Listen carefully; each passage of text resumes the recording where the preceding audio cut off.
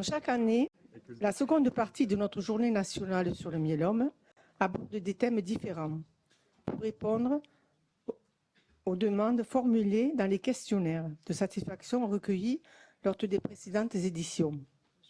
Cette année, la seconde partie abordera donc les douleurs, la fatigue et l'anxiété que tous les malades du myélome connaissent que trop bien. Donc à la tribune, nous a rejoint je vais les laisser se présenter, c'est pour ça. Alors, nous avons la chance d'avoir un médecin rééducateur qui va se présenter et une psychologue qui nous ont rejoint cet après-midi pour discuter avec vous. Tiens, commence. Allez, j'ai l'honneur. Donc, Mireille Delange, je suis une des psychologues du Cancéropole. Voilà, anciennement depuis presque 30 ans finalement à Claudius Regaud et depuis quelque temps dédiée uniquement à l'hématologie. Voilà. Virgile Pinelli, je suis médecin de rééducation avec une activité principalement d'onco et d'hématologie. Et donc depuis quelques années maintenant, je fais beaucoup de rééducation de patients atteints de myélome. Nous devions avoir quelqu'un qui représente la Camille au niveau de l'activité physique adaptée. Elle a eu, je pense, un empêchement de dernière minute, mais je pense que les personnes à la tribune pourront pallier à toutes ces questions. Bien, donc un grand merci à ces intervenants qui nous ont rejoints et qui sont rendus disponibles. Donc on va passer maintenant à la vidéo numéro 8.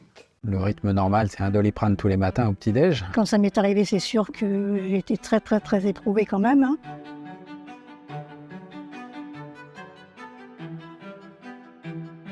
La douleur dans le myélome multiple et le ressenti, il est propre à chaque individu.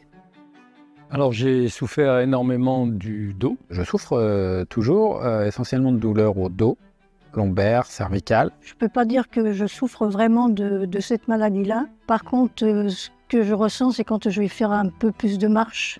Ça me tire un peu dans le dos. La prise en charge de la douleur dans le cadre du myélome, elle fait partie intégrante des soins de support oncologique, donc fait partie de la prise en charge globale du myélome. Cette prise en charge elle est pluridisciplinaire. En fonction des localisations, il peut être amené à avoir différents médecins de spécialités différentes, notamment des médecins ergologues, radiothérapeutes et autres. Et en même temps, elle est pluriprofessionnelle puisque dans cette prise en charge, ils vont intervenir tous les professionnels des soins de support. Le rôle important est là ce qu'on appelle le traitement spécifique, que ce soit la chimiothérapie, l'immunothérapie, les thérapies ciblées, puisque ces traitements visent à améliorer, voire à faire disparaître les différentes manifestations de la maladie, dont la douleur. Les traitements pharmacologiques, c'est ce qu'on appelle plus classiquement les antalgiques. On peut aussi utiliser jusqu'à la morphine et ses dérivés. En parallèle, en fonction des localisations et de l'intensité de la douleur, on peut utiliser la radiothérapie à visée antalgique. En dehors de tous ces traitements, on va dire pharmacologiques, on utilise les alternatives non médicamenteuses, notamment la méditation de pleine conscience, la sophrologie, la réflexologie, l'acupuncture. Évidemment, je vais chez le kiné une fois par semaine. Ça, c'est le docteur de l'hôpital qui me l'a prescrit pour que je me remuscle. Mais ce qui me fait le plus de bien, c'est l'aquasophrologie en piscine. Et ça me détend énormément. En tant que moi aidant, c'est vrai que c'est un moment aussi, alors déjà de partage, où on partage une activité ensemble, ce qui est vraiment très agréable, ou un moment de détente pour moi aussi, puisque s'occuper de ma maman, c'est aussi quand même beaucoup de soucis aussi. Moi, j'étais très sportif, du coup j'ai voulu refaire du sport comme avant, mais mon corps a dit non. Et du coup j'ai tout arrêté, j'ai pris du poids et j'avais tout le temps mal.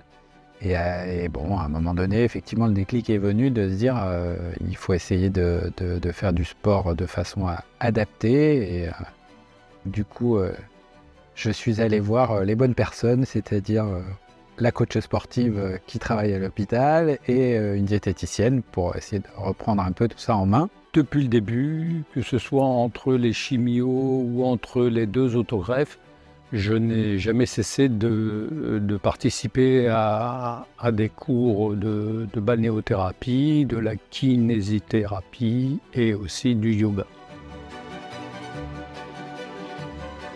On observe dans la pratique que la prise en charge des patients est souvent tardive et donc également la mise en place de traitement. Le message le plus important à faire passer aux patients, c'est qu'effectivement, dès l'apparition des premiers symptômes, il faut qu'ils s'adressent à l'équipe soignante référente pour que cette douleur soit bien identifiée, prise en charge et traitée le plus rapidement possible.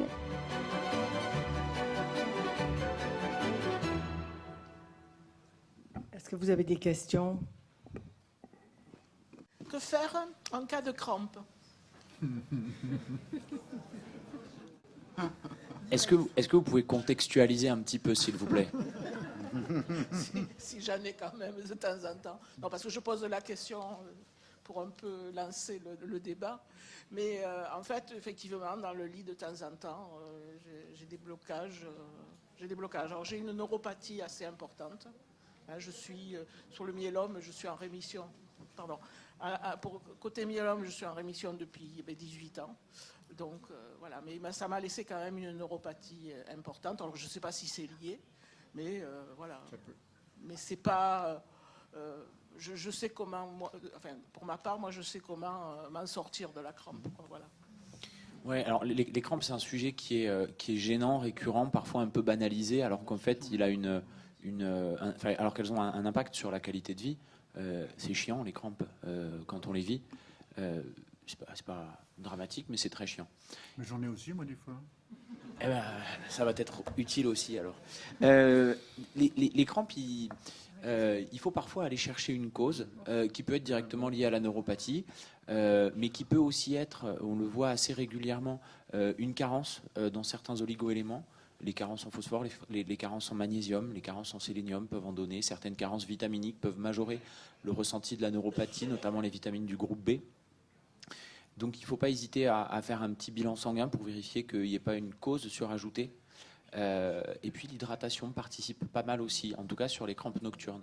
Il persiste parfois des crampes qui sont juste liées aux séquelles de la neuropathie. Et sur celles-là, parfois les protocoles de recalibrage sensitif avec des automassages selon des protocoles un petit peu carrés, qui demandent une certaine rigueur dans leur application, mais qui ont l'avantage de ne pas donner d'effets secondaires à part un petit peu de lassitude, parce que c'est un peu besogneux à faire parfois. C'est aussi épanouissant que de se brosser les dents, mais tout le monde le fait, se brosser les dents. Et donc, à part ça, il n'y a pas grand-chose aujourd'hui. Bon, quand j'étais hospitalisé et que je souffrais beaucoup, on me répétait sans cesse « surtout ne laissez pas installer la douleur », etc. Parce que si vous laissez installer la douleur, je recevais un autre message que je recevais comme une sorte de préjugé. Le cerveau gardera la mémoire de votre douleur, et même si la cause de la douleur disparaît, vous aurez mal parce que le cerveau, effectivement, réagira de la même façon qu'auparavant. Est-ce qu'il y a un fondement scientifique à ce propos? Est-ce que le cerveau conserve la douleur, même si les causes, on pourrait dire, de la douleur objective, voilà, biologique à un certain niveau, parce que le cerveau, c'est biologique aussi, disparaît? Alors en fait, il y a un phénomène qui existe et qui est clairement démontré, qui est celui de la sensibilisation centrale. La douleur, en fait, à la base, c'est une information hyper utile. La douleur, c'est une des seules manières, avec l'amertume, qu'on a de savoir qu'il y a un danger et qu'il faut faire quelque chose pour se protéger de quelque chose qui pourrait être problématique. Donc, vous ressentez de la douleur parce qu'au niveau de votre cerveau, il y a des informations qui sont intégrées. Ces informations, elles reviennent par le système nerveux périphérique et elles sont intégrées dans une... Alors, au début, on pensait, jusqu'à il y a quelques années, on pensait que c'était une zone identifiée. En fait, aujourd'hui, on se rend compte que c'est plutôt un réseau de neurones qui s'appelle la matrice de la douleur, qui intègre plein d'aires corticales qui discutent ensemble et des aires profondes aussi avec le réseau émotionnel et limbique. Et en fait, si vous laissez une douleur s'installer et le message douloureux au niveau périphérique être médié encore et encore, la matrice de la douleur va surreprésenter la zone qui est douloureuse. Et donc, authentiquement, vous avez une surexpression au niveau cérébral de cette douleur. Et c'est ce qu'on appelle du coup la sensibilisation centrale. Donc oui, authentiquement, il y a clairement quelque chose qui se passe au niveau du cerveau. Et c'est d'ailleurs en partie ce qui explique, dans un tout autre registre nosologique, les douleurs de membres fantômes ressenties par les personnes amputées. Merci bien. Oui, j'ai juste complété. J'ai beaucoup aimé votre remarque disant que le cerveau, c'était aussi du biologique. C'est surtout du biologique, en fait. Et souvent, on fait la confusion, y compris médicalement, entre le cerveau, le biologique et le psychologique. Et donc là, Virgile, il a très, très bien témoigné du fait qu'on est sur des processus physiologiques, alors qu'on pourrait vous renvoyer que ce mécanisme-là est un mécanisme psychologique. Ça n'est pas psychologique, c'est physiologique. Même si c'est dans le cerveau que ça se passe ou dans le système nerveux central. La question que je vais poser est peut-être un petit peu personnelle. Ça fait depuis 2015 que je suis en chimiothérapie. Donc depuis que j'ai eu un double tassement de vertèbres, c'était avant d'entamer la chimiothérapie, donc j'ai souffert. Et après les premiers traitements, bon, j'ai eu une double embolie pulmonaire en plus pour complexifier le problème, mais je souffre. Donc depuis, pour justement atténuer la douleur, ce que disait le camarade précédent, on m'a donné du hydrogésique, donc la morphine. Bon, naturellement, au départ, c'était des petites doses, et puis la douleur s'installant et devenant de plus en plus prégnante, j'en suis actuellement à 200 mg d'hydrogésique tous les 3 jours, par patch. Alors, je voudrais savoir, le premier jour, ça se passe bien, comme aujourd'hui, je suis très bien. Enfin, le deuxième jour, c'est un peu moins bien, mais le troisième jour, il ne faut pas me demander grand-chose, quoi. J'évite d'assister à des réunions, des choses comme ça. Est-ce qu'il y a un moyen je ne veux plus augmenter le dihydrogésique parce que c'est sans fin, est-ce qu'il y a un autre moyen d'atténuer cette douleur ou de traiter cette douleur? Alors, c'est assez compliqué parce que les dorsalgies, les dorsolombalgies du patient atteint de myélome sont un sujet assez complexe où il y a plusieurs mécanismes qui s'entremêlent. Donc, sans examen, pour répondre personnellement à votre question, c'est assez délicat. Après, dans un cadre plus général, les techniques de rééducation permettent souvent, quand elles sont bien faites, c'est-à-dire par un thérapeute qui fait ce qu'on lui demande, et à qui on a demandé les bonnes choses, c'est-à-dire donc suite à une évaluation médicale bien conduite, la rééducation permet souvent d'avoir des bons résultats, notamment sur la récupération d'une posture un petit peu plus correcte, d'une masse musculaire et d'un système proprioceptif au niveau dorsal, c'est-à-dire des récepteurs, on va dire, des récepteurs intramusculaires et intra-articulaires qui permettent de médier un signal autre que celui de la douleur. Donc oui, on peut faire autre chose que des médicaments antalgiques. Et le combo activité physique adaptée et rééducation est souvent bénéfique, sous réserve qu'il soit bien évalué, bien prescrit et bien appliqué. Alors, à propos des neuropathies, est-il exact qu'il n'existe pas vraiment de moyen de s'en débarrasser? Et si on ne peut pas s'en débarrasser, comment on peut les limiter? Parce que c'est quand même quelquefois, sans être vraiment une douleur insupportable, c'est quand même très désagréable. Voilà. Alors, il y a dans votre question un amalgame qui est assez fréquent, y compris dans la communauté médicale, c'est celui entre neuropathie et douleur neuropathique. Toutes les neuropathies ne sont pas douloureuses. Or, assez communément, elles sont toutes traitées comme telles. Les neuropathies, elles s'expriment sous 3 modalités. Il y a la douleur neuropathique, il y a les neuropathies à signes positifs, picotement, fourmillement, des choses que vous sentez en plus. Et il y a les neuropathies à signes négatifs, des zones d'anesthésie, des zones d'hypoesthésie. Pour rendre les choses joyeuses, évidemment, on peut en avoir une, on peut avoir les 2, on peut avoir les 3. On a le droit d'avoir des zones douloureuses, des zones à symptômes positifs, des zones à symptômes négatifs. Une partie de la communauté médicale a tendance à mettre des traitements des douleurs neuropathiques sur toutes les formes de neuropathie. Or, on sait que ces traitements qui sont les neurantalgiques, que ce soit le Lyrica, le Neurontin, le Cymbalta et consorts, sont très efficaces sur les douleurs. sont moyennement efficaces sur les symptômes positifs et sont quasiment inefficaces sur les symptômes négatifs. Donc, pour les douleurs, oui, il y a tout un arsenal thérapeutique il y a des recommandations qui ont été faites par la Société française d'algologie en 2020, je crois, actualisées. Donc il y a tout un arsenal thérapeutique avec des médicaments de première, de seconde et de troisième ligne, avec des interventions non médicamenteuses en fonction de l'atteinte localisée ou généralisée de la neuropathie. Et pour le reste, pour les neuropathies non douloureuses, il est souvent utile de chercher des cofacteurs, comme par exemple, encore une fois, les carences vitaminiques, les carences en oligo-éléments, l'insuffisance d'activité physique, et puis de proposer un traitement par supplémentation quand on a pêché une carence, par protocole de recalibrage sensitif et par activité physique adaptée. Ça ne permet pas toujours de traiter toute la neuropathie et parfois il reste des séquelles, notamment avec des zones d'anesthésie ou des symptômes de fourmillement, mais on arrive très bien à les atténuer avec ce genre de choses. Pour compléter la question du monsieur sur les douleurs vertébrales et dorsales, je suis un peu dans le même cas que lui là, et je ne veux pas devenir dépendant de la morphine. Donc on m'a proposé en complément le CBD thérapeutique. Mais donc je vais rentrer dans une expérimentation a priori, mais ça a un gros inconvénient, c'est qu'on ne peut plus conduire.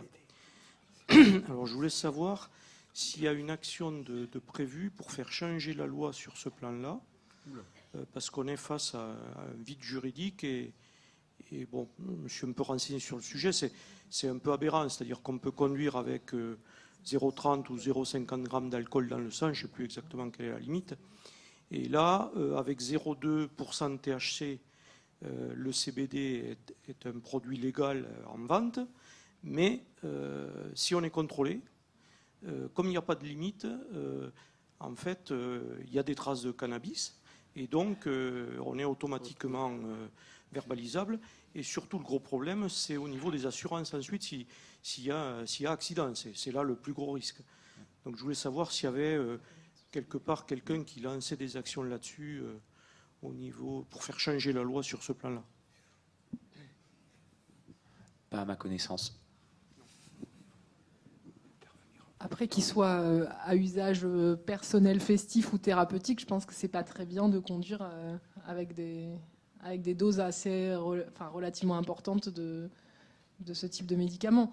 Maintenant, nous, on va pas pouvoir faire changer la loi. Enfin, tant mieux si ça permet de vous aider de ne pas prendre de la morphine, mais on sait aussi que les gens qui ont des traitements type Lyrica, Neurontin à forte dose, la conduite n'est pas recommandée. Donc c'est malheureusement comme ça. Il faut aussi comprendre les règles de sécurité routière. Je pense que personne n'a envie de rencontrer dans un accident quelqu'un qui s'est endormi au volant parce qu'il avait un traitement. Avec la thalidomide, je crois qu'on déconseillait aussi de conduire. Donc,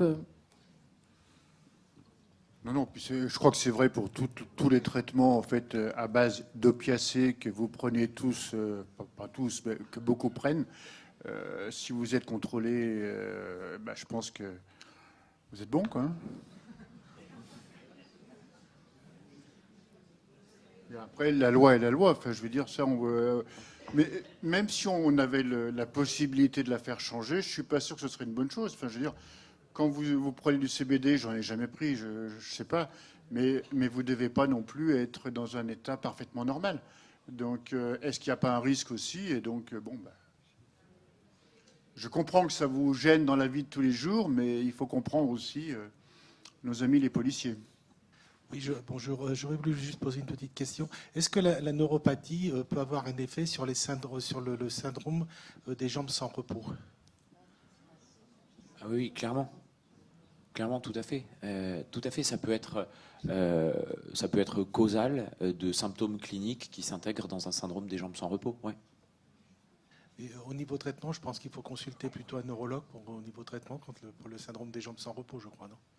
Alors, pour un syndrome des jambes sans repos de forme idiopathique, effectivement, on peut tout à fait prendre l'avis d'un neurologue et avoir des traitements spécifiques. pour un syndrome des jambes sans repos lié à une neuropathie induite par les traitements, on peut aussi consulter un neurologue, mais les traitements qu'on utilise dans le syndrome des jambes sans repos idiopathique sont, à ma connaissance, pas particulièrement efficaces pour le syndrome des jambes sans repos induit par une neuropathie chimio-induite. D'accord, merci. Voilà le résultat de l'enquête réalisée pendant le mois de juillet 2023 par A+A et avec la F3M auprès des malades de myélome et de leurs proches aidants. Une grande majorité des malades, 87%, ressentent des difficultés d'ordre physique, que ce soit de la fatigue ou des douleurs. Donc c'est une donnée importante. Et notamment, parmi eux, 60% souffrent de neuropathie. Donc c'est quelque chose qui est très répandu. Et seulement 18% ont reçu un traitement et en sont satisfaits. Maintenant, nous allons passer à la vidéo suivante, la vidéo numéro 9, qui traite plus particulièrement de la fatigue. Je fais plein de petites choses, du rangement, du classement de papier, du vide de papier, tout ce qui permet de se libérer l'esprit pour se dire mais tout va bien.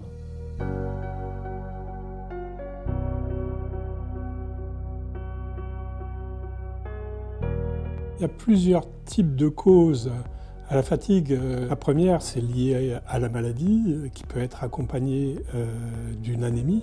La deuxième, elle est plus psychologique.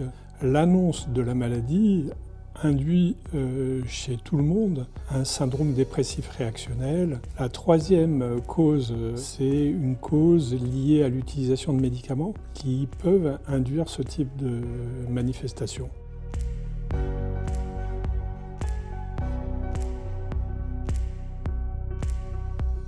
Alors la première fatigue était avant de la découverte du myélome, c'était une fatigue osseuse. Après l'autogreffe, puisque j'ai bénéficié d'une autogreffe, la fatigue a été beaucoup plus forte. J'ai perdu 8 kilos et j'en avais déjà perdu 7 auparavant. J'avais l'impression d'avoir pris 20 ans de plus. Tous les 3 jours à peu près, je sentais cette fatigue qui m'obligeait, je dirais, à me reposer, qui maintenant est plus stabilisée, et donc je n'ai quasiment plus de fatigue aujourd'hui.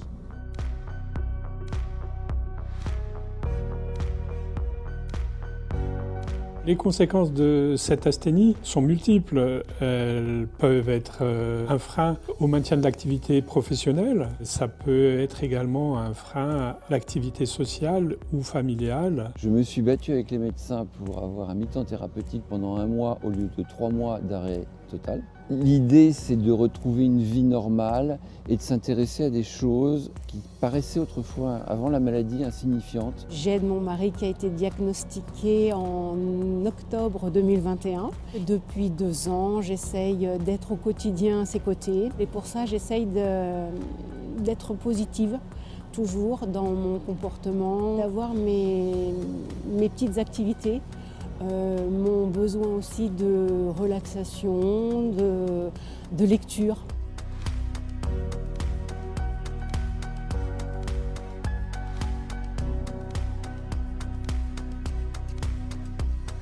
On peut soulager la fatigue en ayant recours, en cas de syndrome dépressif réactionnel, à un professionnel, psychologue ou psychiatre.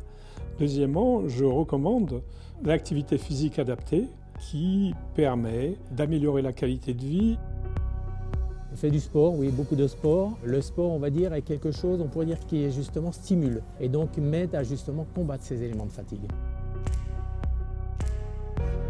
Je préfère maintenant faire des sports beaucoup plus calmes. C'est très reposant pour l'esprit et si on est bien dans la tête, forcément le corps ira bien.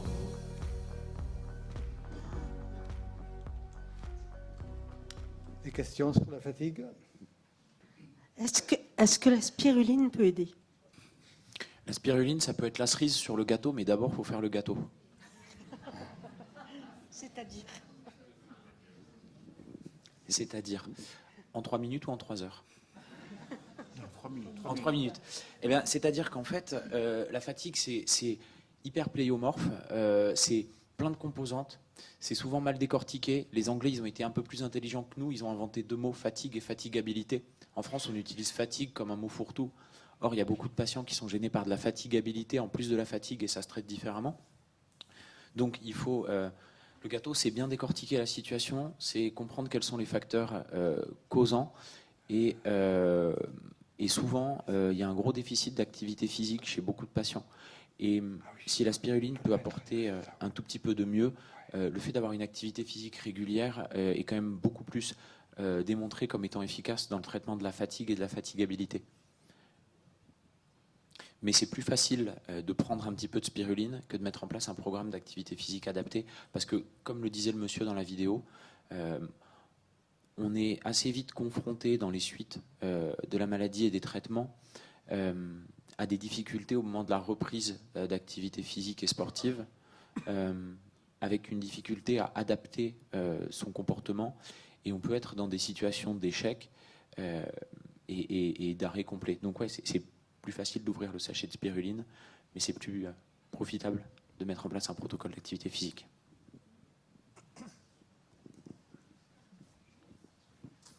Est-ce qu'on peut faire un petit sondage à main levée? Qui pratique de l'activité physique adaptée, plus ou moins adaptée?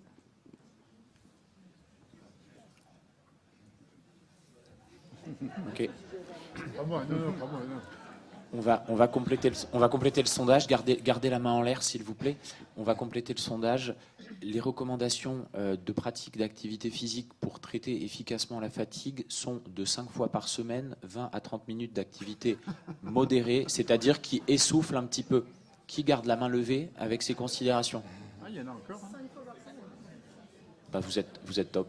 Trop cool. Je voulais vous faire part d'une impression. C'est simplement une impression. Depuis que j'ai le myélome, tous les gens que j'ai rencontrés, bon, 90%, c'est pas une statistique, c'est une statistique totalement fictive, mais me disent j'étais sportif, j'étais actif, etc. Bon, beaucoup.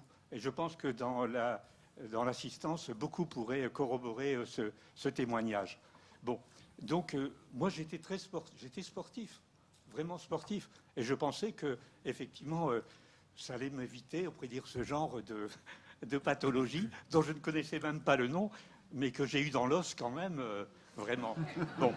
Et voilà, est-ce que vous avez des statistiques? C'est curieux parce qu'une activité sportive ne nous protège pas du myélome, mais une activité sportive peut nous réparer certains effets du myélome. C'est quand même... enfin bon, c'est une impression totalement subjective, à ce que je vous dis, je le sais. Hein. Mais bon, est-ce que vous auriez des statistiques sur l'activité physique des gens qui ont attrapé le myélome? Alors ça, c'est peut-être plus pour toi, au moment du diag. Non, malheureusement, on n'a pas beaucoup de données épidémiologiques sur les facteurs favorisants. On a parlé tout à l'heure des causes potentielles. Non, on ne peut pas dire que le fait de faire du sport protège du myélome, malheureusement, sinon on saurait encore plus comment éviter. Mais bon, d'une façon générale, quand même, ça limite le risque de manger équilibré, de bouger, de ne pas être trop en surpoids, etc. Ça limite les cancers et les maladies au sens général. Mais malheureusement, le sport n'évite pas tous les myélomes. Par contre, après, Virgile peut effectivement vous parler de comment il met en place les programmes d'activité physique et comment on utilise l'activité pour être moins fatigué. Être moins fatigué pour la qualité de vie et puis être moins fatigué, on a parlé tout à l'heure de l'autogreffe, mais pour mieux supporter toutes ces étapes de traitement. Alors, oui, du coup, la mise en place des programmes d'activité physique en gestion de la fatigue, elle se fait d'abord avec une évaluation des capacités des patients. En fait, il est important de voir si la fatigue vient plutôt d'une origine amyotrophique, d'un manque de muscles ou d'un déconditionnement, c'est-à-dire de capacités qui sont présentes mais mal utilisées par le corps, souvent exposées aux chimiothérapies et à la sédentarisation contextuelle. Le corps, il se déconditionne, c'est-à-dire que pour faire un même effort, il va fournir une dépense énergétique plus importante, ce qui peut causer la fatigue. Il y a aussi une dénutrition qui est souvent marquée, qui peut participer avec une alimentation qui est soit insuffisante en calories, soit insuffisante en protéines, soit les deux, avec des carences vitaminiques qui se surajoutent. Et une fois que l'évaluation est bien faite, en fait, on peut mettre en place des programmes multimodaux avec de l'activité physique, mais autour de cette activité physique, un support nutritionnel adapté, des compléments vitaminiques si nécessaire. Et cette activité physique, elle peut être faite en autonomie ou elle peut être accompagnée initialement pour démarrer par un kinésithérapeute quand il y a notamment des limitations douloureuses associées, puisque c'est très bien de dire à quelqu'un bougez-vous, faites du sport, mais s'il a mal, ça peut être très compliqué d'initier tout seul. Et la motivation ne suffit pas. Et c'est parfois même un peu culpabilisant. Les patients le décrivent assez bien. On me dit de faire de l'activité physique, j'y arrive pas, je dois être un mauvais patient. Non, c'est juste que si vous n'y arrivez pas, c'est peut-être qu'il y a un frein, et parfois un frein physique que nous, on n'a pas bien diagnostiqué et sur lequel on n'accompagne pas assez. Les programmes d'activité physique, du coup, ça va viser vers une activité physique à prédominance aérobie, c'est-à-dire des activités d'endurance dans lesquelles on peut intégrer n'importe quoi à partir du moment où c'est de l'endurance et où c'est plaisant. Je déteste faire du vélo. Et quand un jour j'aurai un souci de santé, le médecin qui me dira faites du vélo, je lui sourirai poliment et je dirai oui, bien sûr, oui, je ferai du vélo. Et j'irai marcher ou j'irai faire de la course à pied parce que ça marche tout aussi bien. Physiologiquement, dans le corps, il se passe la même chose quand vous faites un exercice d'intensité modérée, que vous le fassiez sur un vélo, sur vos jambes ou que vous le fassiez sur un rameur. Donc il faut que ça soit plaisant, il faut que ça soit d'intensité modérée, c'est-à-dire que ça essouffle un petit peu mais pas trop. Et surtout, il faut que ça soit régulier. Et non traumatique. Oui, et non traumatique. Ouais. Dans le myélome, c'est important. Eh bien, non traumatique, en fait, une fois que la maladie est stabilisée, une fois mais je sais pas, par exemple, de l'équitation, par exemple, vous le conseilleriez? Si la... Ouais, moi, si la maladie... Alors, on ne va pas le conseiller, c'est-à-dire qu'on ne va pas dire tenez-vous, vous avez des vertèbres cassées, on vous suggère de faire de l'équitation. Par contre, dans le centre où je travaillais avant, c'était pas moi qui avais suivi ce patient au départ, mais c'était un monsieur qui était passionné d'équitation. Et tout le monde, y compris des neurochirurgiens, lui avait dit mais c'est terminé, plus jamais vous remontez sur un cheval. Sauf que lui, son rêve, c'était de remonter sur un cheval. Le myélome était en très bonne réponse partielle, contrôlée. Il fait de l'équitation 3 fois par semaine. En fait, je pense qu'il faut choisir ce qu'on veut faire. Je ne pense pas qu'il faille faire du parachute après 3 semaines du début du traitement. Mais si quelqu'un a une maladie contrôlée, moi, je n'interdis rien, en fait. Il faut garder en tête la notion de niveau de risque qui est liée en fait à l'atteinte osseuse active et au sport pratiqué. Et puis ensuite, c'est ni plus ni moins qu'un niveau de risque présenté à un adulte en pleine capacité cognitive qui est capable de dire qu'il souhaite ou pas prendre ce risque. J'ai des patients qui veulent faire du VTT. Très bien, moi je leur dis vous pouvez faire du VTT, il y a peu de risques. Vous pouvez faire du VTT de descente, il y a plus de risques. Et ensuite, c'est à vous de voir, considérant qu'il n'y a pas de lésion osseuse active et qu'on est dans le cadre d'une maladie contrôlée, c'est à vous de décider si vous êtes prêt à prendre ce risque et si le plaisir que vous avez de l'activité le justifie. Il faut garder en tête qu'il y a quand même des activités qui sont plaisantes et que c'est quand même cool de faire des choses qu'on aime. Si vous permettez, moi, bientôt 7 ans que j'ai cette maladie. Moi, je suis un ancien sportif, j'ai 75 piges.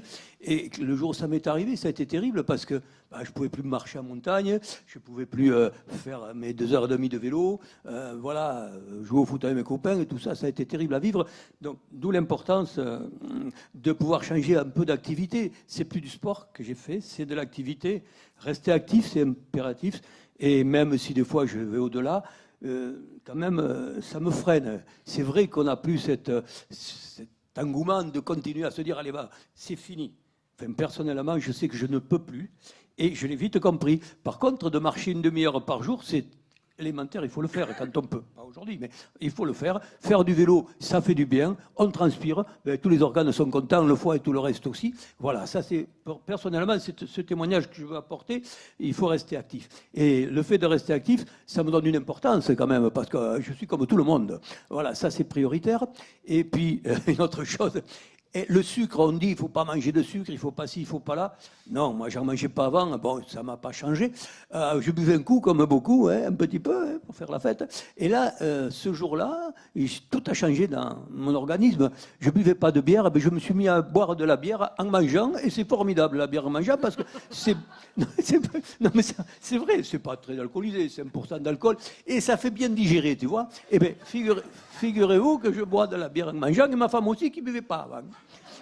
Et on passait des bons moments. Et oui, même les copains, je leur fais goûter des différentes bières. Ben, voilà, donc pour dire que la vie continue, quoi. Hein, bon, c'est impératif, mais il faut savoir où c'est qu'on va. Alors, cette histoire de sucre, excusez-moi, je ne mets pas de sucre dans le café, bon, bref, je ne mets pas de sucre, je n'utilise pas le sucre. Voilà. Donc, est-ce que je peux en prendre un peu plus maintenant que je n'en utilise pas? Alors, merci pour votre témoignage optimiste. Je voulais juste avant redire qu'en fait, Virgile et moi, on fait peut-être un petit peu les malins de dire aucun sport n'est interdit, etc. Mais c'est beaucoup plus facile aujourd'hui de dire ça, alors qu'on a des traitements très efficaces, qu'on a optimisé aussi les traitements pour favoriser la reconstruction osseuse, etc. Donc c'est clair que quand j'ai commencé à travailler dans un service d'hématologie il y a plusieurs années, les traitements étaient moins efficaces, moins longtemps, et que les précautions qui étaient préconisées étaient quand même tout à fait valables. Donc aujourd'hui, je pense qu'on est dans une situation différente où rapidement, des fois en un mois, on arrive à mettre la maladie quasiment en réponse complète, et que c'est beaucoup plus facile de reprendre une activité même un petit peu plus traumatique. Donc ça, c'était juste la parenthèse. Ensuite, je ne sais pas qui vous a dit de ne pas manger de sucre du tout, mais j'espère que ce n'est pas moi, parce que je pense qu'il faut manger un peu de sucre, et je ne sais pas si vous avez d'autres commentaires. Vous m'avez réduit un peu le sport, c'est tout. Non, mais ça y est, ça va, de ce côté-là. Bah ensuite, sur le sucre, il faut que ça reste dans le cadre d'une alimentation équilibrée, finalement. Si c'est un petit peu de sucre de temps en temps, c'est acceptable, accepté. Si c'est énormément de sucre tout le temps, ben non, c'est une histoire de mesure en fait. Est-il fréquent que la fatigue persiste pendant la rémission? Oui. Quand on ne la traite pas. En dehors de l'anémie, je veux dire. Oui. Oui, quand le déconditionnement physique est installé et qu'on ne le traite pas avec des protocoles d'activité physique, du coup, oui, elle peut persister.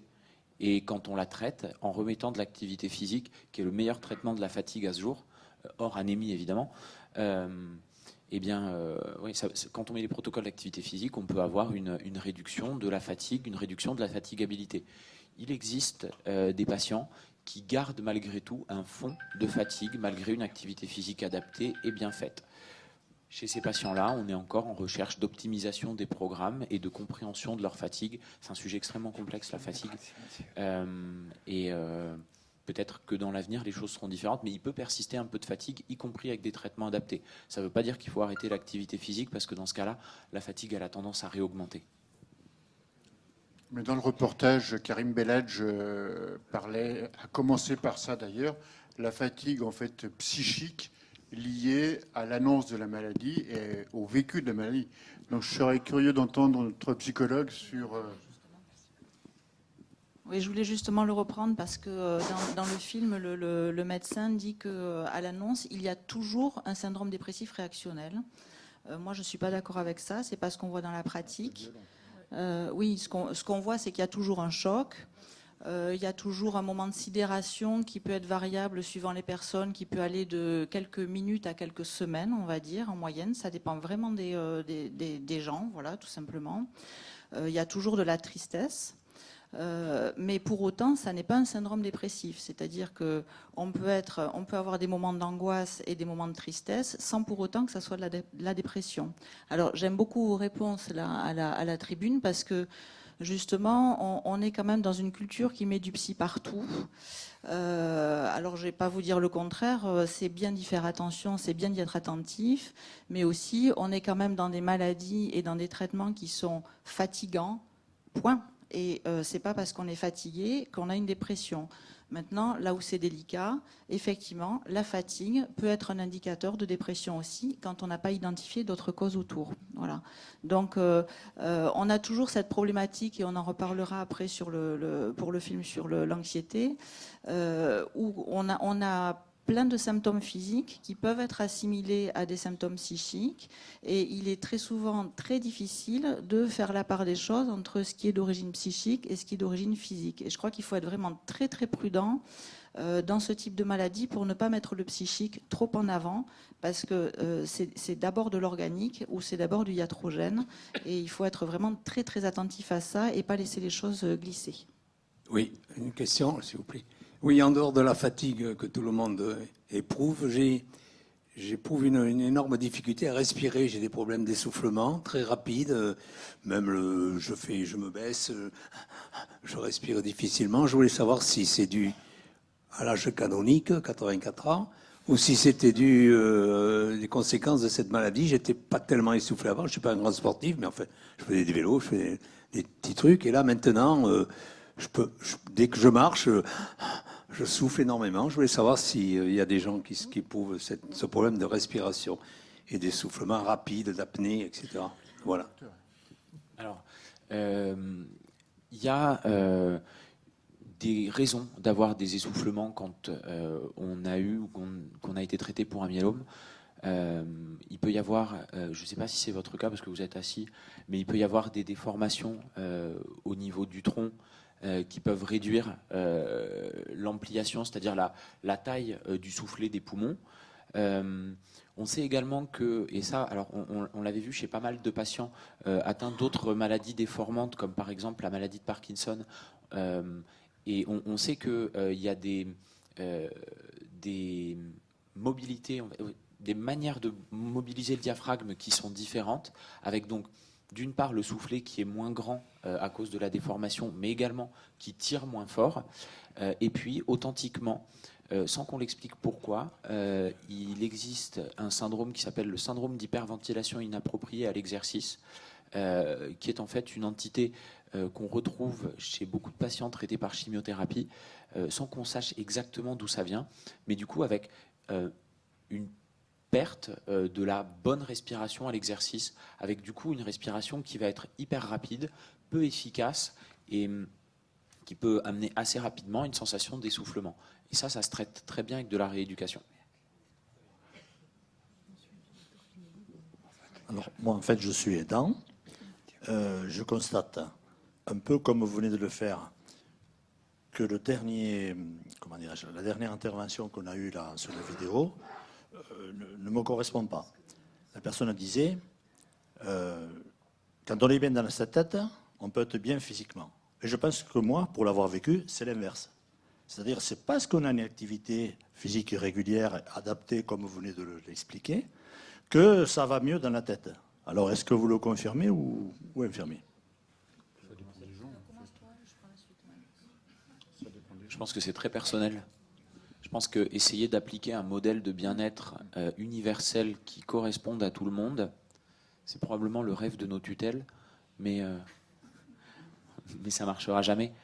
Par contre, il y a des gens chez qui le moral tire le physique, d'autres chez qui le physique tire le moral. Les deux restent intimement liés. Ouais. Oui, je voulais quand même reprendre aussi ça, puisque la personne dit je pense positif et effectivement elle dit si le moral va bien, le corps ira bien. Je pense quand même que très clairement, si on savait qu'il suffit d'avoir le moral pour que tout aille bien au niveau du corps, on n'aurait pas besoin de tous les traitements que vous avez dû subir et on avancerait plus simplement dans la vie. Là aussi, je suis complètement d'accord avec Virgile, il y a une intrication quand même du psychique et du physique. Mais là aussi, il faut quand même faire attention. On a un glissement dans notre culture qui est hyper positiviste. Qui, à mon sens, est un mécanisme de défense parce que ça nous permet de nous dire que si on pense positif, on ne tombera pas malade et qu'on sera protégé, ce qui, bien entendu, est faux, malheureusement d'ailleurs. Je trouve que cette position est très dangereuse et comme vous le dites très bien, on parle beaucoup de l'impact du psychique sur le corps et en fait, nous, ce qu'on constate dans notre pratique de psychologue, c'est quand même que dans ces parcours de maladie, le corps a un impact énorme sur le psychique, les sensations au niveau du corps. Et donc ça, il ne faut surtout pas l'oublier, il ne faut surtout pas le mettre de côté. On peut prendre un exemple tout simple sans parler de maladies graves. Vous prenez quelqu'un qui a une grippe ou une gastro. Voilà, donc si vous êtes patient et qu'il y a des gens autour de vous qui ne comprennent pas pourquoi tous les jours vous n'avez pas le moral comme ça au plafond et que vous ne pétez pas le feu, vous dites quand tu as une grippe ou une gastro, est-ce que tu as envie de rigoler, est-ce que tu as envie de bouger, est-ce que voilà, et souvent on est triste même dans ces moments-là, on a envie de rien faire, des fois on a envie de pleurer, on ne sait même pas pourquoi, mais parce que c'est la fatigue qui est là. Donc tout ça, par exemple, c'est des signaux qui correspondent à des symptômes de dépression. Sauf que quand il n'y a plus la grippe, quand il n'y a plus la gastro, et ben psychiquement, on revient à l'antérieur. Hein, voilà. Donc le problème, c'est que voilà, dans les maladies comme le myélome ou autres maladies, parce qu'il y en a plein d'autres hein, sur des maladies au long cours, c'est pas juste une grippe et une gastro, et on doit affronter ça sur des mois, des années. Et donc, on ne peut pas aller bien tout le temps. Et ça, il faut que la société et l'entourage et parfois les médecins l'entendent parce que parfois ils ne l'entendent pas.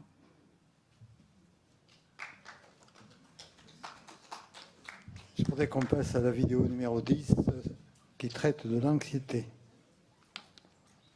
Oui, j'ai sûrement eu des moments d'angoisse, mais j'ai pris tout ce qui pouvait m'aider, quoi. Aussi bien la psychologue, la personne qui faisait des messages, les conseils, etc.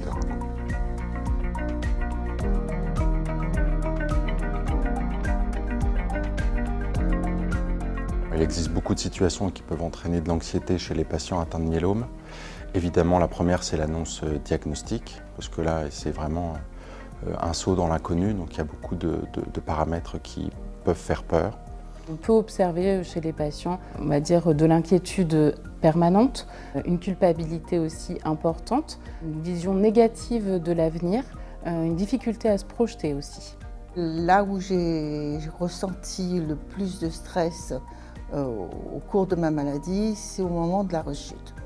Je me suis crue sortie d'affaires. Le traitement, la greffe, l'hospitalisation n'était pas une partie plaisir, mais c'était dans la suite normale de la maladie. Je savais pertinemment qu'à un moment donné, j'allais avoir une rechute, mais le savoir et être confronté, c'est deux choses. On va dire que les symptômes comportementaux, par exemple, ça va être une grande agitation, une irritabilité, une agressivité. On a aussi tout ce qui va être plutôt de l'ordre des troubles cognitifs, qui vont être plutôt axés sur les troubles de la mémoire, les troubles de la concentration et parfois une faiblesse dans la performance intellectuelle. Et on a aussi des troubles physiques que les patients nous décrivent assez facilement, les nausées, les vomissements, la fatigue, des troubles du sommeil. Alors, on peut les traiter, ces différents troubles anxieux. La première chose à faire et la plus importante, c'est de les identifier. Les patients aiment bien avoir des supports papier, des choses qui leur expliquent les effets indésirables ou les choses interdites. Et la chose la plus importante, c'est d'en parler. Les troubles anxieux peuvent être traités de différentes manières et médicamenteuses. Donc dans ces cas-là, on met en place un traitement adapté qu'on aura d'abord évalué avec l'aide soit d'un psychiatre, soit d'un médecin traitant, ou on peut aussi également leur proposer un suivi ou un soutien psychologique à l'hôpital ou en extérieur. Les séances en psy que je fais, elles me donnent déjà un recul sur moi-même, sur ma vie, comment je vis, etc. quoi, et ce que je ressens. Quoi. Ce qui peut m'aider, c'est bêtement les petites fleurs dans le jardin. J'ai une sensibilité importante, une tristesse qui me vient, un doute sur l'avenir. Moi, je vais dans mon jardin, je vais semer des radis, je vais planter des petites fleurs. Et en pensant à ces petites fleurs, je me remonte autre chose que de la tristesse, des risques. Dans ma première période, j'ai fait beaucoup de sport, avec forme et bien-être et santé. Et là, j'ai trouvé un cercle d'amis. Le fait de ressortir, de voir du monde, d'être active, de me bouger, de sentir qu'il n'y avait pas que la maladie, que tout ne tournait pas autour de la maladie, me fait énormément de bien. J'ai une question pour la salle, là. Est-ce que vous pouvez me dire, et lever le bras, si vous avez ressenti de l'anxiété à l'annonce, par exemple? Est-ce qu'il y a beaucoup qui ont ressenti l'anxiété au moment de l'annonce de la maladie? Tout le monde. Ouais. Non, pas tout le monde. Alors, s'il y en a aussi peu, c'est que vous étiez vraiment sidérés. Oui. Ou que le médecin a très bien expliqué, l'hématologue a très bien expliqué la maladie. L'anxiété vient après. Oui, parce qu'au départ, il y a le choc. Oui.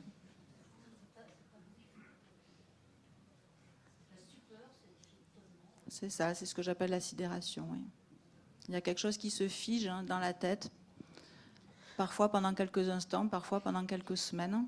Quand ça dépasse quelques semaines, par contre, voilà, il vaut mieux consulter, parce que ça veut dire qu'il y a quelque chose qui ne redémarre pas. Normalement, les choses, elles redémarrent spontanément, sans qu'on ait rien à faire de particulier. Mais cette sidération, c'est vraiment voilà, une réalité qu'on connaît bien. En fait, l'ignorance totale de cette maladie dont j'avais jamais entendu parler. Bien sûr. Donc effectivement, c'est un choc. On se dit qu'est-ce que c'est. Et puis après, il y a la sidération. Mais l'angoisse, ça ne sert pas à grand-chose. Oui, mais on ne choisit pas forcément. En fait, quand on nous l'annonce, on nous dit myélome, on ne sait pas ce que c'est. C'est un joli nom pour une belle saloperie comme ça, quoi. Qui parle? Myélome. C'est la douceur dans la maison, si on traduit de l'anglais, myélome. Et quand on voit ce qu'il en est, sur le coup, on ne réalise pas, en fait. Sur le coup, on se dit, mais c'est quoi cette bête-là? C'est quoi ce truc? Et c'est seulement quand le docteur Madol s'est adressé à mon mari et qu'il a répondu à la question de mon mari a dit, c'est grave, c'est grave. Et là, il lui a répondu oui. Et c'est là qu'on réalise. Mais avant, on ne sait pas ce que c'est. Hein. On en a appris des choses depuis. C'est pas connu, oui, bien sûr. Pour moi, c'était un soulagement. Qu'est-ce qui a été un soulagement? Qu'on découvre, qu'on comprenne ce que vous aviez, c'est ça? Tout à fait. Parce que ça faisait un moment. Ouais. Pendant combien de temps vous avez cherché? J'ai erré pendant 2 ans. Oui. Chez mon généraliste, mon dentiste. Et malheureusement, personne n'a su diagnostiquer. Et personne ne vous a envoyé chez un psychologue pendant ces 2 ans? Non. Parce qu'il arrive quand même, c'est ce qu'on l'entend beaucoup dans les parcours, justement, quand il y a des symptômes avec des errances comme ça, avec des gens qui ont mal au dos. Alors, c'est encore plus vrai chez des gens jeunes, très jeunes, parce qu'on n'imagine pas que des gens jeunes puissent avoir ce type de maladie. Et du coup, on traîne, et puis vous avez des médecins qui malheureusement disent mais vous êtes stressé, c'est normal, vous devriez voir un psychologue, c'est pour ça que vous avez mal au dos. Alors du coup, nous, j'aime autant vous dire que quand on arrive derrière, on est reçu. Parce qu'effectivement, il peut y avoir aussi ce type de proposition quand il y a des errances médicales comme la vôtre avant de trouver le diagnostic. Et dans ces cas-là, effectivement, le diagnostic est un soulagement, paradoxalement. Et pourtant, j'avais une macroglossie avec des douleurs ouais. Aux mollets, aux jambes, en marchant. Et voilà. Mm. C'est qu'après 2 ans qu'on a fait une biopsie de la langue et qu'on a compris. Alors, je vois qu'il y a plutôt des témoignages que des questions. Moi, il y a des choses que je voudrais reprendre. Ça ne vous empêche pas de m'interrompre. Il y a des choses que je voudrais reprendre par rapport au film. Donc, effectivement, dans ce parcours, il y a beaucoup de choses qui peuvent être à l'origine d'anxiété. C'est très bien dit. C'est absolument normal. Ce n'est pas du tout pathologique. Ce à quoi il faut veiller, alors il peut y avoir des mouvements de tristesse, vous pouvez avoir des moments où pendant 3 jours vous avez envie de vous mettre sous la couette avec un bouquin ou un film ou rien du tout. Ce à quoi il faut veiller, c'est à ce que ces moments-là ne durent pas dans le temps. C'est-à-dire qu'on a des mouvements, on a des fluctuations. Si c'est quelques heures, quelques jours, c'est pas un problème. Par contre, c'est un problème quand l'angoisse, par exemple, vient tout écraser, quand l'angoisse vient tout envahir, qu'on n'arrive plus du tout à penser, qu'on n'arrive plus à se projeter, à faire des projets. Alors quand je parle de projet, c'est pas d'aller faire le tour du monde, hein, c'est peut-être d'aller manger avec des amis, d'aller au cinéma, d'aller faire un tour dans une expo. Quand ça écrase tout, que ça envahit tout, ou quand vous restez sous la couette pendant 15 jours, là, il faut penser à consulter, parce que ça veut dire qu'il y a autre chose qui se met en route qu'une simple, entre guillemets, tristesse, ou simple, entre guillemets, aussi, anxiété, angoisse. Hein, voilà. Donc là, autant ces phénomènes-là sont complètement normaux, attendus, et là aussi, il faut que l'entourage l'entende et que la société l'entende. On ne peut pas aller bien tout le temps, même quand on n'est pas malade. On ne va jamais bien tout le temps, ça n'existe pas. Ça, c'est très inquiétant, les gens qui vont bien tout le temps, d'ailleurs. C'est pas normal du tout. Mais voilà, il faut vraiment... autant c'est normal, alors j'aime pas trop le mot de normal, mais enfin, vous voyez ce que je veux dire. Autant il faut veiller à ce que ça n'envahisse pas trop ou à ce que ça ne dure pas trop. Hein, voilà. Ce que je voudrais reprendre aussi, c'est que moi, les propos de la psychologue, là, il y a des choses qui m'ont vraiment troublée. Alors, je les ai notées parce qu'il y a pas mal de choses. Hein. Alors, je n'ai peut-être pas bien compris. Hein, voilà, mais en tout cas, la façon dont le film est monté ou dont c'est dit, à propos de l'angoisse, elle dit qu'il y a des symptômes comportementaux. Donc, je cite une grande agitation, l'irritabilité, l'agressivité. Des troubles cognitifs, difficultés sur la mémoire, la concentration, une faiblesse de la performance intellectuelle, des troubles physiques, troubles du sommeil, nausées, vomissements, fatigue. Alors effectivement, chacun de ces signaux peut être le signe de quelque chose qui se passe sur le plan psychique, peut être un indicateur de dépression, mais quand même, je mets beaucoup de « mais quand même », hein. Quand on est en chimio et qu'on est atteint d'un myélome ou d'une autre maladie voilà, qui amène à des chimios, c'est quand même plutôt attendu qu'on ait des nausées et qu'on soit fatigué.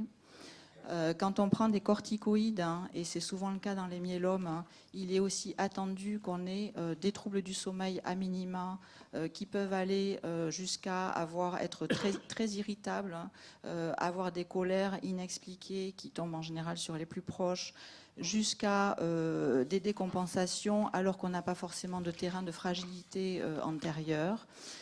Quand on a une rétention d'urine, hein, avec ce qu'on appelle un globe vésical, hein, parfois à cause des morphiniques par exemple, on peut être complètement confus, avoir des signaux de type bouffée délirante qui amènent aux urgences avec beaucoup d'agressivité.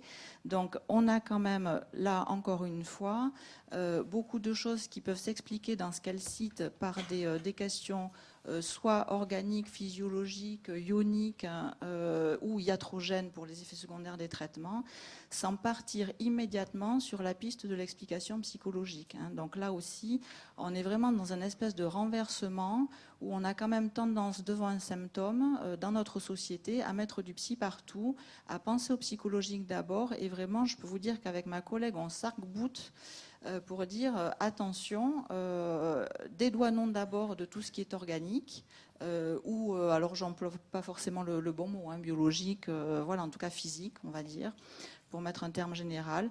Une fois qu'on a dédouané de tout ça ou des effets secondaires des médicaments, si on ne trouve rien, alors effectivement, on peut se poser la question, peut-être, d'un facteur psychologique. Mais je dis bien, encore une fois, peut-être, ça n'est pas parce qu'on ne trouve rien médicalement qu'il n'y a rien médicalement comme explication. Donc, prudence de ce côté-là. Ce type de positionnement est extrêmement violent pour les patients parce que, une fois de plus, ils vivent déjà quelque chose d'absolument très dur, avec souvent beaucoup de culpabilité qui accompagne parce que on culpabilise de ne pas travailler comme avant, d'empêcher peut-être son entourage de vivre comme avant. On a la sensation d'être un poids pour les autres, pour la société. Je ne dis pas que c'est le cas, hein, c'est ce dont les patients nous témoignent en tout cas. Et alors en plus, on va leur rajouter la responsabilité de tous ces symptômes qui en fait ont des explications tout à fait rationnelles. Alors vraiment, moi je trouve ça pas entendable. Voilà, donc les questions sont possibles, mais voilà, il faut être vraiment très très prudent avec ce type de positionnement et ne pas le laisser trop s'installer. Petit commentaire, si je peux. Alors moi je voudrais juste dire que c'est pas parce qu'on suggère aussi un accompagnement qui peut être psychologique qu'on considère, médecin organique on va dire, que la cause elle est de l'anxiété ou de la dépression. C'est aussi que tous ces symptômes-là, on en est bien conscient.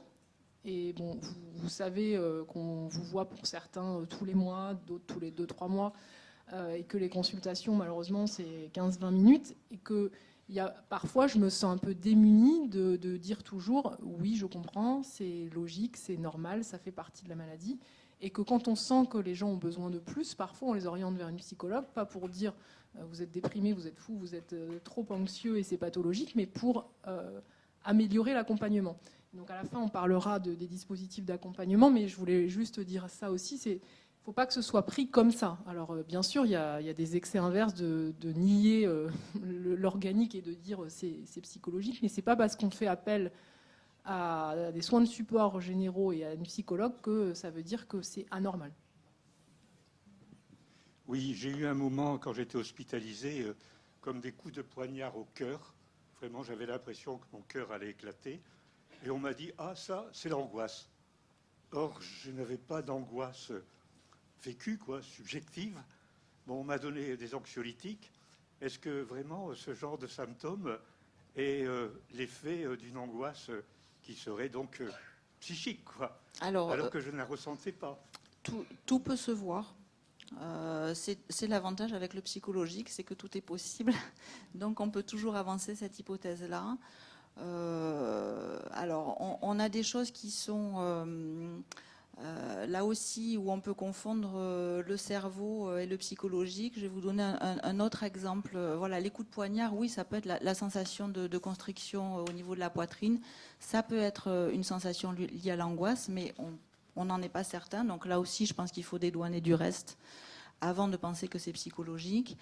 Le fait que les anxiolytiques agissent n'est pas forcément la preuve que effectivement c'était de l'angoisse. Ça, on le retrouve par exemple dans les nausées anticipatoires qu'on peut avoir quand il y a des chimios qui sont très émétisantes, qu'on retrouve par exemple dans le lymphome de Hodgkin. Assez rapidement, il y a un réflexe conditionné qui se met en place où quand les patients savent qu'ils vont venir en chimio, la veille, des nausées peuvent se déclencher. On a, à l'époque où on était sur le site de la Grave, avec le dôme de la Grave, que vous connaissez peut-être, il y a très longtemps, les protocoles pour le cancer du sein, c'était des chimios qui étaient extrêmement brutales et on ne contrôlait pas bien les nausées. 15 ans après, on pouvait voir des femmes qui nous racontaient, elles disaient « mais je suis passée sur le pont Saint-Pierre, quand j'ai vu le dôme de la Grave, j'y pensais même pas, ça m'a déclenché des nausées ». Or, on a trouvé dans des protocoles que si on donne un anxiolytique sur ces nausées anticipatoires, ça marche souvent. Et donc, on fait la traduction que comme les anxiolytiques marchent, ces nausées étaient liées à l'angoisse. Moi, je pense qu'on n'a aucune preuve de ça et qu'il y a aussi d'autres mécanismes en jeu. Et en tout cas, on est vraiment sur du réflexe conditionné. Et là aussi, on est sur un fonctionnement de type cérébral. Et le cérébral n'est pas forcément du psychologique où on peut avoir une confusion. Voilà. Alors, je reprends ce que disait Aurore.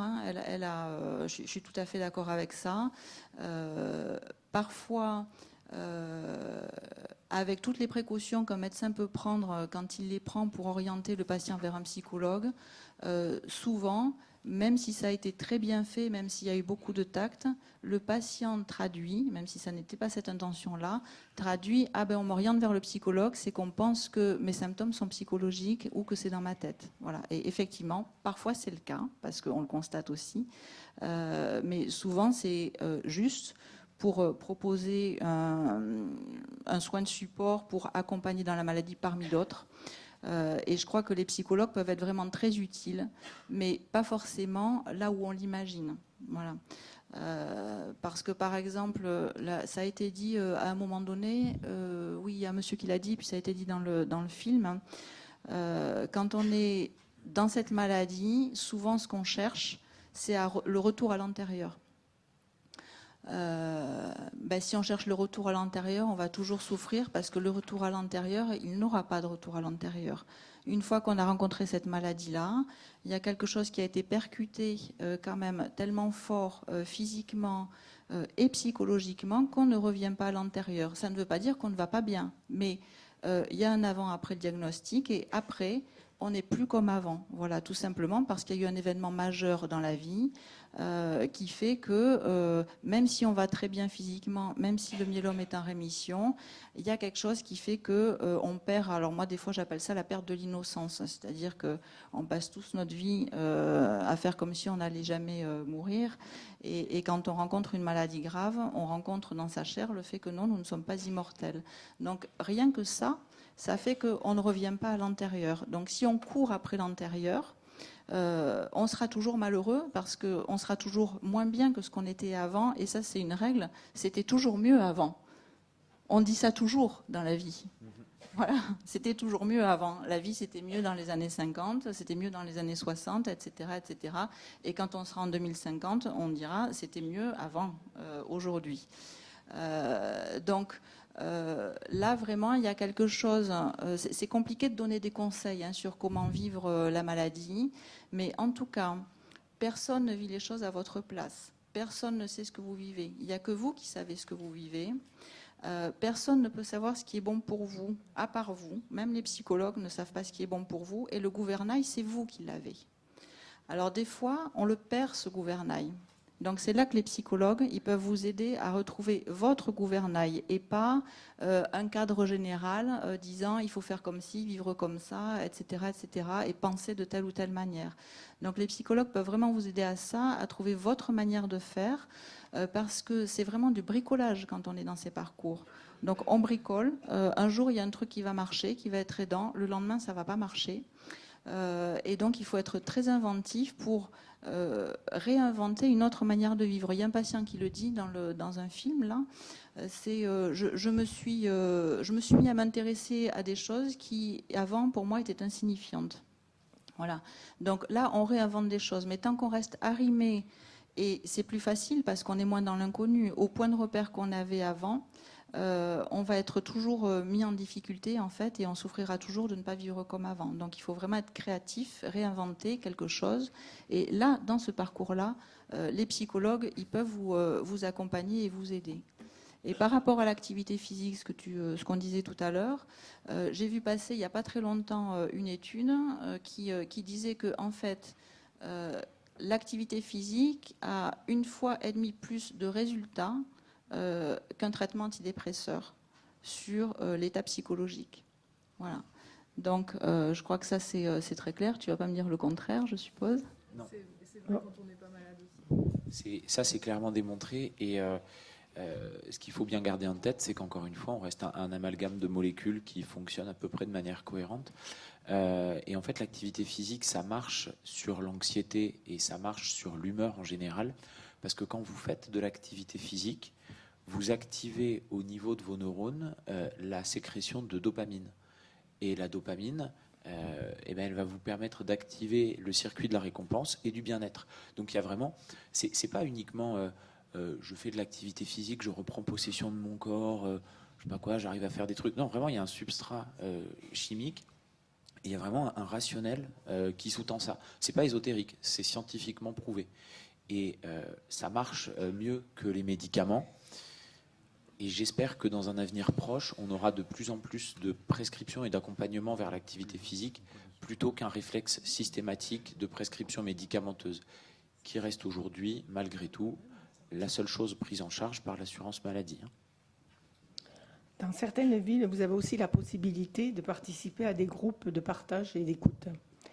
Tout le monde peut y participer, qu'on soit malade ou proche aidant. L'intérêt de ces groupes permet de sortir d'un isolement et de partager le vécu de sa maladie avec des personnes qui traversent la même épreuve. À Toulouse, nous avons des groupes d'échange et de parole. Pour cette fin d'année et le premier trimestre de l'année 2024, Nous avons établi un planning une fois par mois. Vous trouverez ces dates dans le flyer qui est glissé dans le sac. Nous réalisons aussi des permanences à l'espace associatif et usager, mais aussi nous rendons visite à un hôpital de jour et à une unité protégée. Si vous êtes intéressé, si vous souhaitez y participer, n'hésitez pas à nous contacter. Nous vous invitons aussi à découvrir le bulletin numéro 47 que vous trouverez dans vos sacs qui vous a été remis à l'accueil. Il aborde le détail de ces 3 aspects de la maladie que nous venons de vous présenter. Voilà, je vous invite vraiment à le parcourir, à le lire. Pour en savoir plus, vous avez aussi la possibilité de consulter en ligne le fonds documentaire sur le site de la F3M, donc sur le site af3m.org. Si vous souhaitez avoir des documents papier, vous pouvez le commander directement sur le site et vous sera envoyé gratuitement. Seulement les adhérents reçoivent gratuitement le bulletin. Rien de plus simple, il suffit d'adhérer. Pour en savoir plus, vous pouvez également vous inscrire à Mielonet, c'est l'ancien MOOC, Mielonet pour la F3M maintenant. C'est une plateforme du support du MOOC, entièrement conçue et pilotée par la F3M en partenariat avec l'IFM. 2 sessions sont tutorées. Il y a aussi 4 webconférences animées par des spécialistes du myélome. La plateforme donc, de Mielonet reste accessible en dehors des sessions du MOOC, mais sans être tutorée. Démarrage de la prochaine session MOOC tutorée est le 23 octobre jusqu'au 17 décembre. Vous pouvez parcourir là, le contenu de ce que vous pouvez aborder lors de Mielonet. Bon, pour s'inscrire, rien de plus simple. Vous avez aussi dans le sac un document qui vous explique comment vous inscrire. Bon, vous avez tous entendu parler de Emavie. Donc, Emavie a évolué. Et pour ça, je vais laisser la parole à Amandine, infirmière coordinatrice du programme. Bonjour à tous. Je suis Amandine, l'infirmière coordinatrice du programme Emavie. Historiquement, il a déjà été créé par l'association la F3M il y a déjà 6 ans maintenant et mis en place sur Toulouse depuis presque 4 ans, je dirais, ou 3 ans. Oui, 4 ans maintenant, c'est ça. Donc, je fais juste une toute petite réactualisation pour ceux qui ne connaissent pas. Donc, le programme Emavie, c'est un programme d'accompagnement, en fait, par un suivi téléphonique pour les patients, également pour les proches, qui porte vraiment sur le parcours de vie du patient et aussi des proches. À travers tout votre parcours de soins, voilà, il y a beaucoup d'impact de la maladie. Donc, c'est un échange que nous faisons, parce que je suis en charge de ce programme, à travers des échanges téléphoniques. J'axe essentiellement nos échanges sur vos besoins exprimés, j'ai envie de dire, que ce soit tous les impacts personnels, physiques, professionnels, sociaux et divers et variés. J'oriente également aussi les patients. Pourquoi infirmière de coordination ? C'est pour orienter les patients, notamment détricoter peut-être certaines situations pour envoyer sur les bons professionnels, comme ça a été évoqué récemment. Il y a une étude qui a montré bien sûr tous les bénéfices d'un tel programme que je peux vous laisser lire. Souvent, j'ai envie de dire que les témoignages des patients ou parfois même des professionnels sont bien plus parlants parfois. Donc je me permets d'en lire quelques-uns, peut-être que certains s'en reconnaîtront. Il y a une personne qui me dit « Je vis seule et le cancer n'encourage pas à la vie sociale. Mais avec l'infirmière Emavie, je reçois une aide précieuse. Tant sur le plan thérapeutique, elle répond à mes questions sur mes symptômes et aussi sur la gestion des médicaments. Sur le plan personnel, je peux me confier et avoir une oreille attentive. Elle me stimule aussi pour l'activité physique ou me décide à agir quand nécessaire. » Un deuxième témoignage aussi, ce qui me permet de tenir le coup, c'est l'accompagnement de mon médecin traitant. Je tenais aussi à dire des équipes de l'Oncopole, qui a été citée, et de l'infirmière Emavie. Mes 3 enfants sont présents le plus possible, mais je veux rester autonome et éviter de bouleverser leur vie. Donc ces 3 soutiens sont essentiels. Avec Emavie et le suivi téléphonique, je peux parler librement de mes problèmes, qu'ils soient tant physiques que psychologiques. Je bénéficie d'écoute, d'empathie et de bons conseils. Et un dernier témoignage aussi, très court. Tous les sujets médicaux ou autres sont évoqués avec l'infirmière Emavie, qui est très à l'écoute et qui peut me rassurer, ce qui me permet d'être plus sereine. Je crois que c'est... Voilà. Donc je remercie, je tenais aussi à le dire, l'association d'avoir mis en place ce programme qui m'apporte par l'intermédiaire de l'infirmière un grand réconfort. Donc voilà, plus après toutes les études. ce que je voudrais aussi partager donc aujourd'hui, c'est que le programme a évolué en 2023 par l'intermédiaire de la F3M. Donc le suivi téléphonique existe toujours. Maintenant, il s'appelle Emma Viatel. Bon. Et il existe aussi d'autres programmes qui sont proposés, qui permet de cibler davantage aussi de patients. Il y a un programme d'accompagnement qui s'appelle ACO-ADOM, donc pour domicile, le DOM. Donc c'est la mise en place en fait d'un suivi par votre infirmière libérale, si vous en avez une ou on en trouve une, pour relever vos effets secondaires à l'introduction d'un nouveau traitement, avec spécifiquement des thérapies orales privilégiées.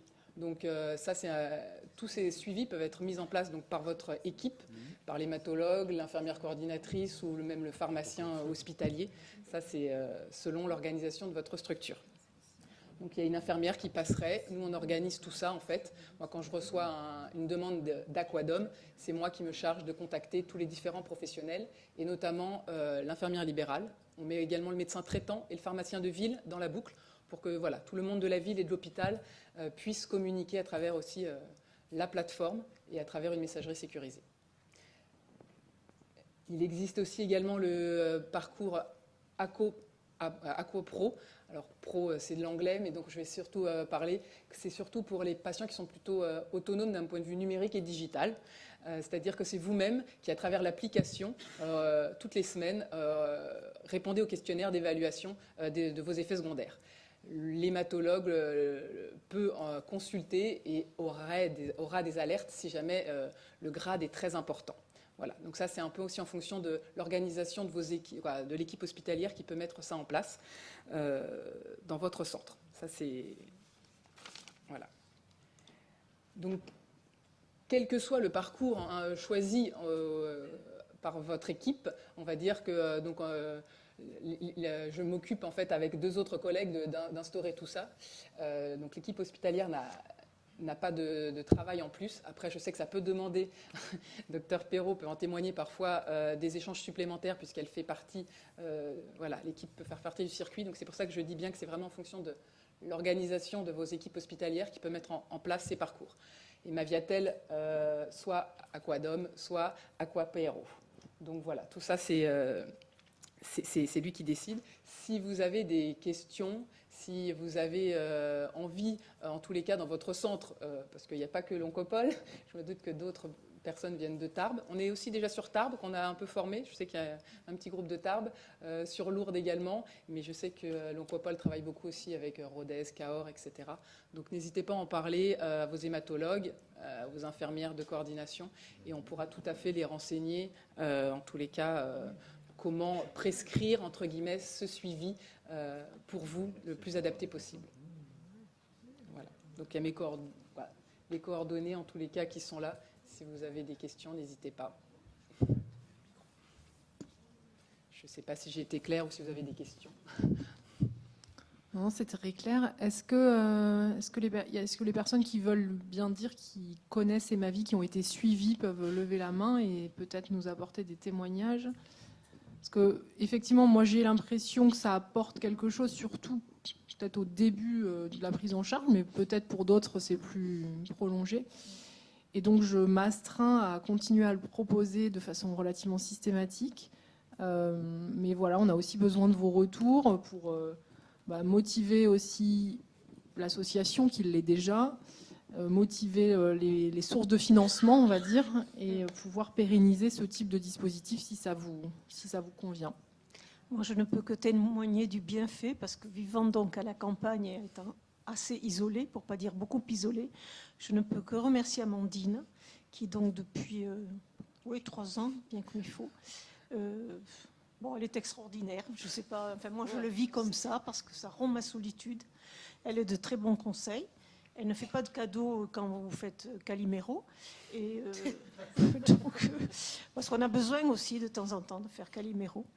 Et donc, voilà, elle est très présente. Ça va au-delà de la maladie, elle a raison.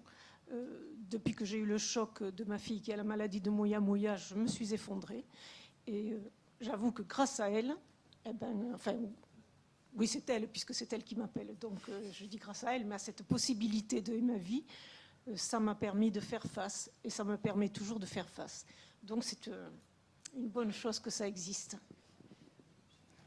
Merci. Je voudrais aussi remercier Amandine parce qu'elle m'a beaucoup, beaucoup, beaucoup aidée. Bon, j'ai vécu le myélome, mais j'ai vécu aussi la perte de mon mari d'un cancer. Et elle a été là, elle était disponible. Elle a toujours fait preuve d'une grande présence, d'une grande empathie. Merci Amandine.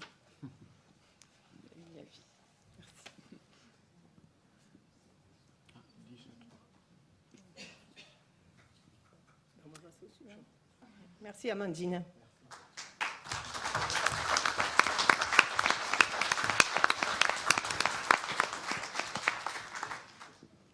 Notez sur vos agendas ces prochains rendez-vous. La prochaine session de Millionnaires, j'en ai parlé tout à l'heure, c'est le 23 octobre. Les rencontres numériques seront le 16 et le 23 mars 2024. Et la prochaine JNM, n'oubliez pas, elle sera le 16 novembre 2024. Ce qu'il faudrait remercier, c'est les médecins et tous les intervenants pour la qualité de leurs interventions et leur disponibilité surtout, parce que ce n'est pas évident d'avoir des gens disponibles.